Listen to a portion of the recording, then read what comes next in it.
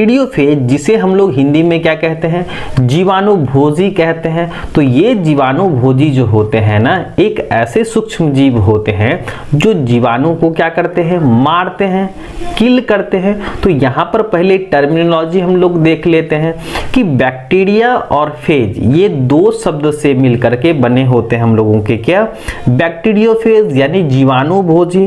तो बैक्टीरिया का मतलब क्या होता है, आपके जीवाणु, और फेज जो है ना वह एक शब्द फेगस से लिया गया है, जिसका अर्थ क्या होता है, जीवाणुओं का भक्षण करने वाला यानी जीवाणुओं को मारने वाला।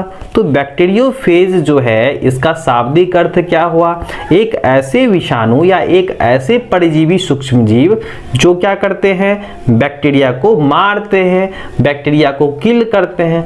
तो उसे हम लोग क्या कहते हैं, बैक्टीरियोफेज कहते हैं। बैक्टीरियोफेज की अगर संरचना देखी जाए ना तो यह होता है आपके टेडपोल लार्वा जैसी, है ना। तो बैक्टीरियोफेज आपके जो हैं टेडपोल लार्वा जैसे होते हैं। तो यहाँ पर हम लोग अगर संरचना देखें ना तो बैक्टीरियोफेज में आप जो है इस तरह का जो है आपका हेड वाला पोर्शन होता है, उसके बाद आपके नेक हैं, साथ साथ हेलिकल शीथ है, और उसमें क्या होता है, हेक्सागोनल बेस प्लेट होता है, जिसमें क्या रहते हैं, आपके टेल पिन रहते हैं और उसमें लगे रहते हैं लंबे लंबे टेल फाइबर लगे रहते हैं। तो इस तरह का जो है आपका बैक्टीरियोफेज होता है। और ये बैक्टीरियोफेज हम लोगों को मिलेंगे कहाँ पर, क्योंकि सूक्ष्म जीव है ना तो ये कहीं भी हो सकते हैं। ज्यादातर हम लोगों को गंगा नदी का पानी खराब क्यों नहीं होता है, तो इसका वैज्ञानिक कारण ये भी है कि जो हम लोगों के बैक्टीरियोफेज जो होते हैं ना वह गंगा नदी में पाए जाते हैं, और वहां पर पाए जाने वाले जो क्या होते हैं, वाटर होते हैं ना, जो गंगा नदी का जल होता है उसमें जो मौजूद जीवाणु, विषाणु, कोई प्रोटोजोआ, कोई भी सूक्ष्म जीव है ना, उसको क्या करते हैं, वो किल करते रहते हैं, मारते रहते हैं। तो इस वजह से जो है ना हम लोग का गंगा नदी का पानी क्या होता है, लंबे समय तक चलता है। और जैसा कि हम लोग जानते हैं कि गंगा नदी जो है वो हिमालय से निकलती है, और हम लोगों के हिमालय में बहुत सारे औषधीय गुण वाले पौधे हैं, तो वहां से होकर के आते हैं ना, तो इसीलिए उसमें औषधीय गुण भी आ जाता है, जिस वजह से हम लोग के जो है गंगा नदी का पानी लंबे समय तक हम लोग उपयोग कर सकते हैं। और वो आते हैं ठंडे प्रदेशों से ना, तो स्टेराइल होकर के आते हैं, बहुत सारे सूक्ष्म जीव मर जाते हैं। तो इस वजह से क्या होता है, गंगा नदी का पानी जो है वह जल्दी खराब नहीं होता है, और ये जो है बैक्टीरियोफेज आपके पाए जाते हैं, जिस वजह से जो है गंगा नदी का पानी क्या होता है, शुद्ध होता है। अब हम लोग बढ़ जाते हैं आगे। तो bacteriophage viruses that infects bacteria, ये क्या करते हैं, जीवाणु को क्या करते हैं, बीमार करते हैं, जीवाणु को किल कर देते हैं, है ना। तो जीवाणुभोजी जो है यानी बैक्टीरियोफेज जो है सर्वप्रथम F.T. वॉट 1915 और F.D. हेरेले नाम के वैज्ञानिक ने 1917 ईस्वी में जो है ना क्या किया, बैक्टीरियोफेज की खोज की। और जो कैसा होता है, जो आपके इस तरह के संरचना वाले होते हैं। ये बैक्टीरियोफेज ऐसे बैक्टीरियोफेज जो क्या होता है, इस चिरिचिया कोलाई को प्रभावित करता है, उसे हम लोग क्या कहते हैं, कोलाई फेज कहते हैं, या इसे हम लोग क्या कहते हैं, टी फेज कहते हैं। क्या कहते हैं, टी फेज कहते हैं। अब हम लोग आ जाते हैं इनकी संरचना पर कि बैक्टीरियोफेज किस प्रकार से दिखलाई पड़ते हैं। तो जैसा कि हम लोग जानते हैं कि ये सूक्ष्म जीव हैं, तो हम लोग को जो है कहाँ से देखना पड़ेगा, तो हम लोग को माइक्रोस्कोप तो चाहिए ना देखने के लिए। जब हम लोग देखते हैं तो यह हम लोग को दिखता है टेडपोल लार्वा लाइक स्ट्रक्चर दिखता है। इसमें जो है अलग अलग हिस्से होते हैं, जैसे कि हेड वाले यानी सिर वाले हिस्से हो गए, गर्दन होता है, हेलिकल शीथ होता है, और बेस प्लेट्स होता है, जिसमें जो है आपके 6 जो है ना आपके टेल फाइबर्स रहते हैं। तो हम लोग अब पहले जान लेते हैं हेड वाले पोर्शंस में क्या होता है और ये किस प्रकार से संरचना वाले होते हैं।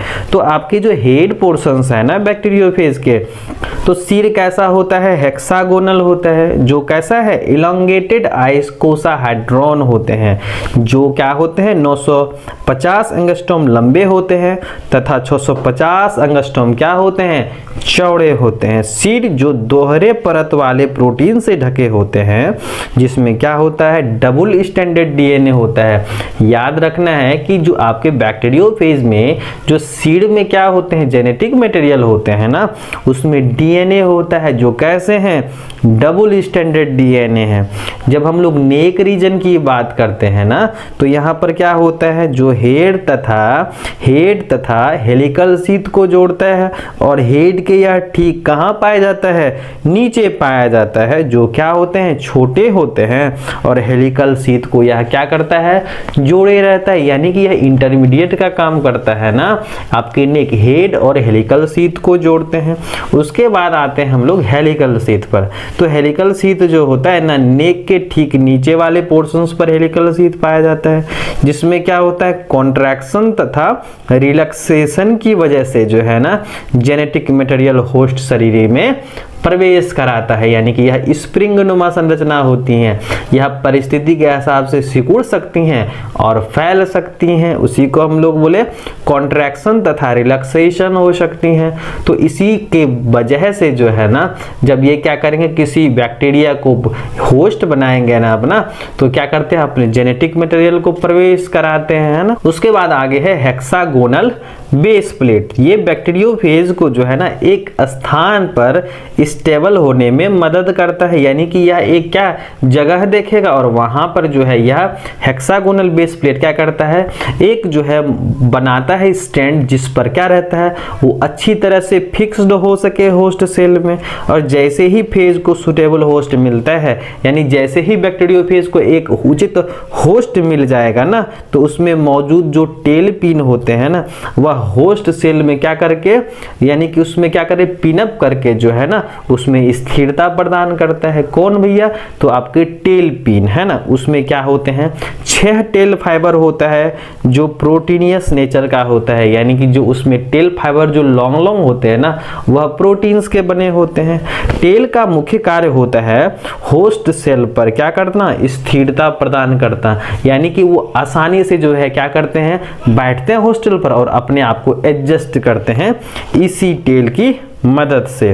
तो यहाँ पर हम लोग देख लेते हैं कि जो बैक्टीरियोफेज जो बना होता है ना, वह किसका बना होता है, तो ये बना होता है आपके न्यूक्लियो प्रोटीन से। किसका बना होता है, न्यूक्लियो प्रोटीन से बना होता है। तो हम लोगों ने स्ट्रक्चर देख लिया। अब हम लोग आ जाते हैं बैक्टीरियोफेज के जीवन चक्र पर, यानी लाइफ साइकिल ऑफ बैक्टीरियोफेज। इसके जो है ना जीवन चक्र में क्या होता है, 2 प्रकार के लाइफ साइकिल होते हैं। कितने प्रकार के, तो 2 प्रकार के लाइफ साइकिल होते हैं। पहला जो साइकिल होता है वो होता है आपके लाइटिक साइकिल, और एक होता है आपके लाइसोजेनिक साइकिल। क्या होता है, पहला लाइटिक साइकिल होता है और दूसरा क्या होता है, लाइसोजेनिक साइकिल होता है। तो जैसा कि नाम से ही है, लाइटिक साइकिल को जो है ना हम लोग वायरुलेंट फेज कहते हैं। क्या कहते हैं, वायरुलेंट फेज कहते हैं। जब बैक्टीरियोफेज किसी बैक्टीरियल सेल्स को या जीवाणु कोशिका को संक्रमित करता है ना, तब यह रिप्लिकेशन करके बैक्टीरिया को तोड़ देता है, यानी लाइसिस कर देता है, जिससे संपूर्ण जो है ना फेजेज बाहर आ जाता है। तो यहाँ पर याद रखने हैं कि जो लाइटिक साइकिल वाले जो फेजेस है ना, जैसे T4 है, T2 फेजेस है, ये सब जो है क्या करते हैं, लाइटिक फेज के अंतर्गत आते हैं। जब बैक्टीरियोफेज का रिप्लिकेशन होता है ना, यानी कि जब यह अपनी जनसंख्या बढ़ाता है ना, तो यह विभिन्न चरणों को क्या करता है, कंप्लीट करता है। तब जो है क्या करता है, ये बैक्टीरियोफेज क्या कर जाते हैं, बनते हैं, तैयार होते हैं किसी होस्ट के अंदर, किसी जीवाणु के अंदर। तो यहाँ पर हम लोगों को पढ़ना है, इसमें जीवन चक्र में जो है ना, चाहे आपका लाइटिक हो चाहे लाइसोजेनिक हो, तो दोनों में बैक्टीरियोफेज का निर्माण होना है कि नहीं, होना है। तो यह क्या करता है, 6 चरणों से जो है ना अपने आप को रिप्लिकेट करता है। तो उसमें जो हम लोग प्रथम चरण में करेंगे जो हम लोगों का पहला है बैक्टीरियोफेज का होस्ट शरीर से जुड़ जाना। क्या है बैक्टीरियोफेज? क्या करेंगे, पहले एक उचित होस्ट ढूंढेंगे और वहां पर जाकर के क्या हो जाएंगे, अटैचमेंट हो जाएंगे। तो हम लोग इसको अंग्रेजी में बोलेंगे अटैचमेंट या adsorptions of virus particles to sensitive cells, है ना। एक स्वतंत्र रूप से जो है ना बैक्टीरियोफेज क्या करेंगे, यहाँ पर जो है एक होस्ट सेल चुनेंगे और उसके बाद क्या होगा, यहाँ पर जो है वो क्या करेंगे, वहां पर बैठ जाएंगे। यानी कि एक स्वतंत्र रूप से जो है ना बैक्टीरियोफेज क्या करेंगे, जब होस्ट सेल पर आएंगे ना तब यह क्या करेगा, एक स्पेसिफिक जगह पर यह क्या कर जाएगा, जुड़ जाएगा, जिसमें क्या होगा, टेल फाइबर और टेल पिन क्या करता है, इसमें मददगार होता है। अब दूसरे की बात करें तो यहाँ पर जो दूसरा जो है ना प्रोसेस स्टेज है वो है आपका penetration into cell of viruses nucleic acid, यानी कि वायरस के आनुवंशिक पदार्थ जो है ना होस्ट सेल में प्रवेश कर जाएंगे। यानी कि सबसे पहले क्या बात हुई कि पहले क्या करेगा, ये बैक्टीरियोफेज जो है एक उचित जो है बैक्टीरिया ढूंढेगा, उस पर वो आराम से बैठेंगे और उसके बाद जो है अपना डीएनए जो है वह क्या करेगा, होस्ट सेल में जो है क्या कराएगा, प्रवेश कराएगा। उसके बाद जो है क्या होगा, जो रिप्लिकेशन होगा ना of the viruses of nucleic acid का, जब होस्ट सेल के अंदर फेज का आनुवंशिक पदार्थ पेनिट्रेट करता है तब यह अपना क्या करता है, प्रतिरूप बनाता है और इस तरह से यह होस्ट सेल का सारा मेटाबॉलिक प्रोसेस जो है ना वो क्या कर लेगा, कंट्रोल कर लेगा। और इस फेज को हम लोग क्या कहते हैं, लेटेंट फेज या पीरियड ऑफ एक्लीफेज कहते हैं। क्या कहते हैं, एक्लीफेज कहते हैं। अगला जो स्टेज है वो है productions of protein capsomeres and other essential viral constituents, यानी कि जब क्या करेंगे वो शरीर के अंदर प्रवेश करा देंगे ना डीएनए, तो क्या करेगा, जितना सारा अंग और अंग तंत्र है ना इनका बैक्टीरियोफेज का, वो क्या करेंगे, सारे के सारे जो है बनने शुरू हो जाएंगे। जिसमें क्या है, इसका टेल है, नेक है, हेड है, हेलिकल शीथ है, ये सारा का सारा बनेगा।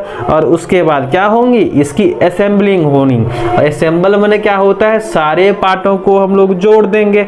तो यहाँ पर ये भी क्या करते हैं, जो बैक्टीरियोफेज होते हैं ना वह सारे हिस्से को क्या करता है, असेंबल करता है, जोड़ता है, और जिससे क्या होता है यहाँ पर परिपक्व होता है ना।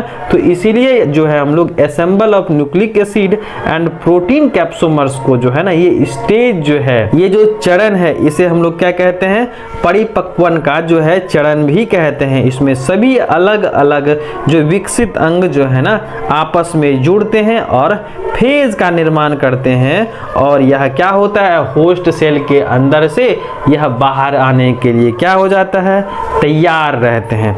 उसके बाद अगला जो चरण है वो है releases of mature viruses particles from the bacterial cells, यानी जब पूरी तरह से असेंबल हो जाएगा, मैच्योर कर जाएगा, तो क्या हो जाएगा, जब पूर्ण रूपेण जो है फेजेज विकसित हो जाता है ना, तब यह होस्ट सेल के वाल को क्या होता है, तोड़ देता है और बाहर आ जाते हैं, जिसे हम लोग क्या कहते हैं, लाइसिस कहते हैं। और लाइसोजेनिक में क्या होगा भैया, तो यहाँ पर इस प्रकार के चक्र में क्या होगा, फिर जब होस्ट सेल से निकलते हैं तो वह होस्ट सेल को नहीं मारते हैं। तो इस प्रकार के जो है ना साइकिल को हम लोग क्या बोलेंगे, लाइसोजेनिक बोलेंगे।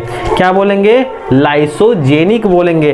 तो यहाँ पर हम लोगों को याद रखने हैं कि जब एक बैक्टीरियोफेज पर आते हैं या बैक्टीरियोफेज मिलता है, यानी जब बैक्टीरियोफेज को एक उचित होस्ट मिलता है, यानी बैक्टीरिया मिलता है, तो वह सबसे पहले क्या करता है, वहां पर अटैच होता है, यानी फिक्स होगा, है ना। तो बैक्टीरियोफेज जैसे मिलेगा वह फिक्स हो जाएगा, और जैसे फिक्स होगा तो किसकी मदद से फिक्स होते हैं, तो वह हेक्सागोनल बेस से और टेल पिन की मदद से, और टेल फाइबर मददगार होता है उसको क्या करने में, एडजस्टमेंट में मददगार करता है। तो यहाँ पर जैसे ही वो क्या करेंगे, आएंगे, अटैच होंगे, उसके बाद क्या होगा, इनके जो जेनेटिक मटेरियल है ना डीएनए, वह होस्ट सेल में प्रवेश कर जाएंगे, और वहां क्या होगा, सारा जो है उनका जो पार्ट है, हिस्सा है, वो सारे के सारे क्या करेंगे, बनेंगे, और उसके बाद मैचुरेशन होगा, उसमें फिर असेंबलिंग होगी, यानी कि सारे अंग क्या होंगे, आपस में बंधेंगे, जुड़ेंगे और उसके बाद क्या करेगा,